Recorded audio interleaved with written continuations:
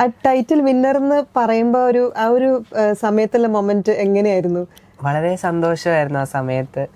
കാരണം അത്രയും എന്തായാലും ഹാർഡ് വർക്ക് ചെയ്തിട്ടായിരിക്കും, ഹാർഡ് വർക്ക് ചെയ്തിട്ടാണ് കിട്ടിയത്. അപ്പോൾ ശരത് സാറിന്റെ മുമ്പിൽ ശരത് സാർ കമ്പോസ് ചെയ്ത പാട്ട് തന്നെ പാടാൻ പറ്റിയ ഫിനാലേക്ക് അത് വലിയൊരു ഭാഗ്യമായിട്ടാണ് ഞാൻ കരുതുന്നത്. എനിക്ക് തോന്നുന്നു ഫിനാലേക്ക് കേറാന്ന് പറയുമ്പോ നമ്മൾ ഹാഫ് വിന്നർ ആയി, എല്ലാരും ഹാഫ് വിന്നർ ആയി. പിന്നെ ഒരു ലാസ്റ്റ് മിനിറ്റിന്റെ ഒരു ദൈവത്തിന്റെ ഒരു 5 മിനിറ്റിന്റെ ഒരു ദൈവത്തിന്റെ ഒരു ലക്കും കൂടിയാണ്.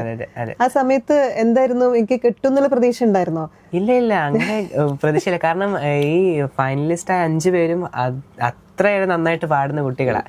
അപ്പൊ അതിലൊരു തർക്കമില്ല, അവര് നന്നായിട്ട് പാടും. അപ്പോൾ ആ സമയത്ത് അങ്ങനെ ടൈറ്റിൽ വിന്നർ ആവുമെന്നും പ്രതീക്ഷയില്ല. എന്തായാലും ആ 5 മിനിറ്റ് നമ്മൾ മെമ്മറബിൾ ആക്കുക, അല്ലെ വൃത്തിക്ക് പാടാൻ പറ്റുക, നമ്മുടെ പ്രേക്ഷകർക്ക് അത്രയും പാട്ടുകൾ ഇഷ്ടപ്പെടണം, അങ്ങനെ രീതിയിൽ ഞാൻ പാടില്ല. അപ്പൊ ടൈറ്റിൽ വിന്നർ ആവണം എന്ന ചിന്തയിൽ ഞാനിതുവരെ പാടിയില്ലായിരുന്നു.